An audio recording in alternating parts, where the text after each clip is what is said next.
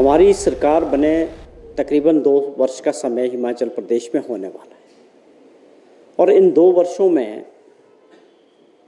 जहाँ से हमारी सरकार को मिला था और किन हालात में अर्थव्यवस्था की क्या हालत थी, खजाने की क्या हालत थी, उसके बाद 2 वर्षों में 2 बजट पेश किए माननीय मुख्यमंत्री जी ने और उन्होंने एक अपना मन साफ कर दिया था कि हमारा सबसे पहला जो काम होगा प्रदेश की अर्थव्यवस्था को ठीक करना, आर्थिक स्थिति को ठीक करना। जो हमारे ऊपर ये कर्जों का बोझ था बहुत बड़ा और उसके अलावा जो बहुत सारी और लाइबिलिटीज़ थी सरकारी कर्मचारियों की या पेंशनर्स की जो पिछली सरकार छोड़ के गई थी, तो हमारी सरकार ने और माननीय मुख्यमंत्री जी ने उसको देखते हुए बहुत अच्छे फैसले और कड़े फैसले भी लिए, जिसके परिणाम आज सामने आए और अर्थव्यवस्था में सुधार भी हुआ। पहले वर्ष में 1 वर्ष में हमने 2200 करोड़ रुपए का एडिशनल रेवेन्यू जनरेट किया और उस पैसे को लोगों के विकास के लिए गांव में लगा भी पाए और ये प्रक्रिया आगे चलती जा रही है और हमें उम्मीद है कि इसके जो परिणाम हैं अगले 4 वर्षों में हिमाचल प्रदेश आर्थिक स्थिति पर मजबूत होगा। ऐसी उम्मीद के साथ हमारी सरकार काम करेगी। वो एक आप लोगों से मिलने का सबसे इम्पोर्टेंट जो मुद्दा था वो इस बात को लेके था कि हिमाचल प्रदेश को लेके और हमारी सरकार को लेके बार बार एक दुष्प्रचार देश के अंदर किया जा रहा है। पिछले दिनों हरियाणा का चुनाव था, जम्मू कश्मीर का चुनाव था, उस वक़्त भी ऐसी परिस्थितियां बनी कि हिमाचल प्रदेश के बारे में चुनाव के मद्देनज़र भारतीय जनता पार्टी की तरफ से, उनके राष्ट्रीय नेताओं की तरफ से, इवन देश के प्रधानमंत्री माननीय नरेंद्र मोदी जी की तरफ से जिस प्रकार का प्रचार विधानसभा के चुनाव के दौरान हिमाचल प्रदेश के बारे में किया गया वो अपने आप में बहुत दुर्भाग्यपूर्ण था। फिर से वही बात कल माननीय प्रधानमंत्री जी ने ट्वीट किया जिसमें ये बात का जिक्र किया गया कि कांग्रेस पार्टी किस तरह से देश के अंदर काम कर रही है, उनके क्या प्रोमिसेस हैं और उसमें हिमाचल प्रदेश का जो जिक्र किया गया खास तौर पे कि हिमाचल प्रदेश ऐसा कांग्रेस राज्य है जहां पर सरकारी कर्मचारियों को पैसे देने के लिए पे देने के लिए पैसे नहीं हैं। ये इस तरह का जिक्र देश के माननीय प्रधानमंत्री जी द्वारा हमारे राज्यों के बारे में, हमारी सरकार के बारे में करना हमें बहुत बुरा लगा और बहुत दुर्भाग्यपूर्ण हम इसको मानते हैं। अब ये मुझे नहीं लगता कि उनके पास इस तरह की जानकारी किसने दी, कहाँ से उनको इस तरह की जानकारी मिली। वास्तविकता आप सब जानते हैं, प्रदेश जानता है, पूरे देश ने देखा कि किस प्रकार हमारी सरकार ने और माननीय मुख्यमंत्री जी ने दिवाली से पहले ये फैसला किया, खुद उन्होंने उस दिन प्रेस कॉन्फ्रेंस की कि 4% डीए जारी किया अपने सरकारी कर्मचारियों को और सभी पेंशनर्स को। और एक निर्देश उनका और था कि इस बार त्यौहार दिवाली का है और सभी कर्मचारियों को जो है पेंशन 28 तारीख को उनके खातों में मिलनी चाहिए और वो हुआ। 28 तारीख को सभी के खातों में सैलरी मिल गई और पेंशन वालों के खातों में पेंशन चली गई। उसके अलावा 75 वर्ष से ऊपर के जो पेंशनर थे उनका जो एरियर था वो उनके खातों में चला गया और भी बहुत सारी सौगातें उस दिन माननीय मुख्यमंत्री जी ने सरकारी कर्मचारियों को, पेंशनर्स को दी, जिसमें मेडिकल रिबर्समेंट को लेके बहुत पेंडेंसी थी, बहुत बड़ा पिछली सरकार का एक बोझ था, उसको भी उन्होंने जिक्र किया कि हम इसको साफ कर रहे हैं और इसको क्लियर करेंगे। और ट्रांसपोर्ट के अंदर आप समझें कि चालक और परिचालक का जो ओवर टाइम था वो 6 वर्ष से पेंडिंग था, उनको उसके पैसे नहीं मिले थे, उसको लेके माननीय मुख्यमंत्री जी ने 50 करोड़ रुपया दिया। तो मेरा जो पॉइंट है वो ये है, हम इस बात को लेके काफ़ी दुखी हैं कि देश के माननीय प्रधानमंत्री किसी राज्य के बारे में इस प्रकार का प्रचार करें और वो भी खास तौर पे जब चुनाव का समय हो। अब महाराष्ट्र का चुनाव आ गया, दोबारा वही बात हुई, लेकिन उनके पास इसकी पूरी जानकारी होनी चाहिए थी। और जो प्रदेश के हमारे नेता हैं विपक्ष में, विपक्ष के नेता ठाकुर जयराम जी हैं, उनकी टीम है, ये उनकी भी जिम्मेदारी बनती है कि गलत प्रचार हमारे राज्यों के बारे में नहीं होना चाहिए। उनको इस बात को लेकर गंभीरता से माननीय प्रधानमंत्री जी को ये बताना चाहिए था। मेरा ये प्रश्न जयराम जी से भी ये मेरा प्रश्न है कि क्या हिमाचल प्रदेश में दिवाली से पहले सभी कर्मचारियों को पे नहीं मिली क्या? 28 तारीख को उनके खाते में पे नहीं गई, या पेंशनर्स के खाते में पेंशन नहीं मिली 28 तारीख को, या जो एरियर्स की हमने जिक्र किया वो नहीं मिला? जयराम जी को ये बताना चाहिए। मेरा आप लोगों से भी गुजारिश है कि आप ज़रूर पूछें उनसे भी कि क्या आप इस बात से सहमत हैं कि हिमाचल प्रदेश में लोगों को पे नहीं मिल रही है? तो ये बहुत दुर्भाग्यपूर्ण है। फेडरल सिस्टम में प्रधानमंत्री जी हमारे भी हैं, सभी देशवासियों के प्रधानमंत्री हैं। मेरा उनसे भी ये गुजारिश रहेगा कि आप इस तरह से किसी भी राज्य के प्रति, वहाँ सरकार किसी भी पार्टी की हो, ऐसा प्रचार चुनाव के मद्देनज़र वोट के नज़रिए से नहीं होना चाहिए। अगर किसी राज्य की ऐसी परिस्थिति है भी तो भी ये भारत सरकार का फर्ज बनता है कि उनको बेल आउट करे, उनकी मदद करे। लेकिन इस तरह से उनका प्रचार करना किसी भी राज्य का, मैं समझता हूँ फेडरल सिस्टम में बहुत दुर्भाग्यपूर्ण है। टैक्सेस आते हैं, आप जीएसटी की बात करें, इनकम टैक्स की बात करें, वो सेंट्रल पूल में जाते हैं सारे, वहाँ से उसका शेयर आता है सभी राज्यों को, वो हमें भी मिलता है।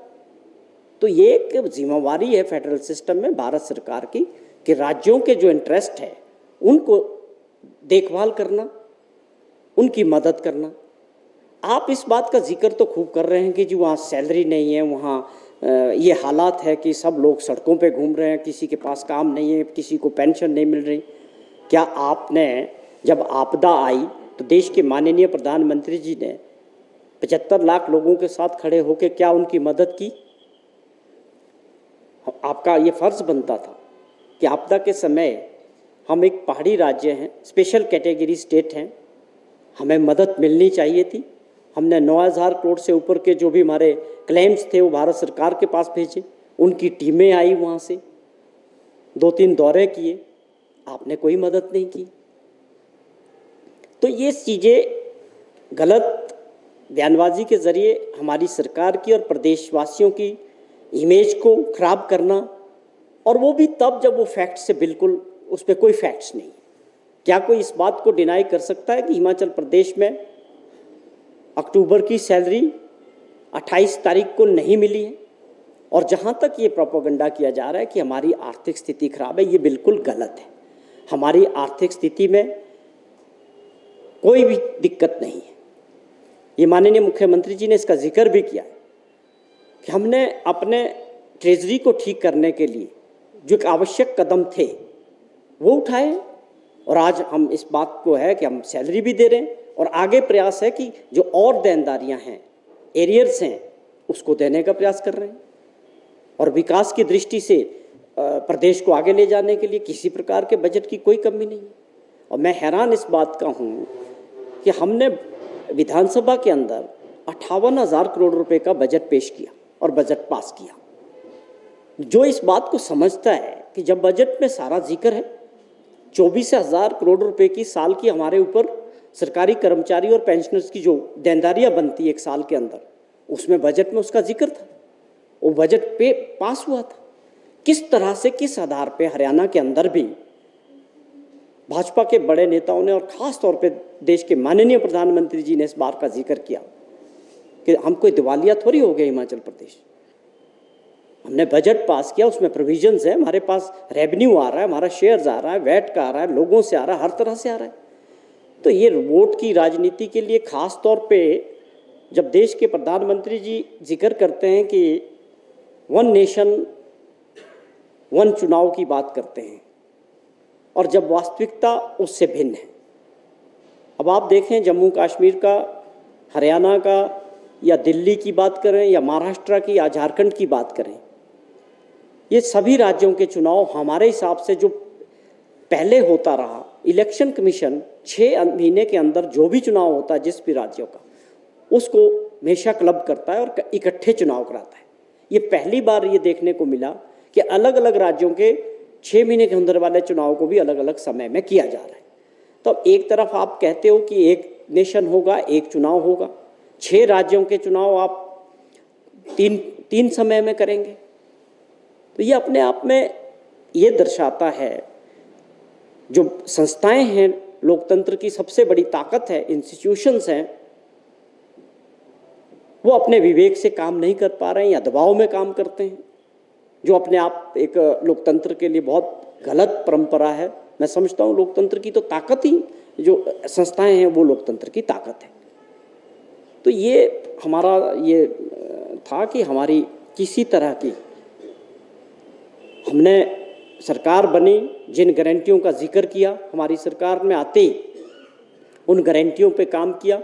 2 वर्ष के अंदर 5 गारंटियों पे हमारी सरकार ने काम किया, जिसमें सबसे पहला काम था ओपीएस लागू करना।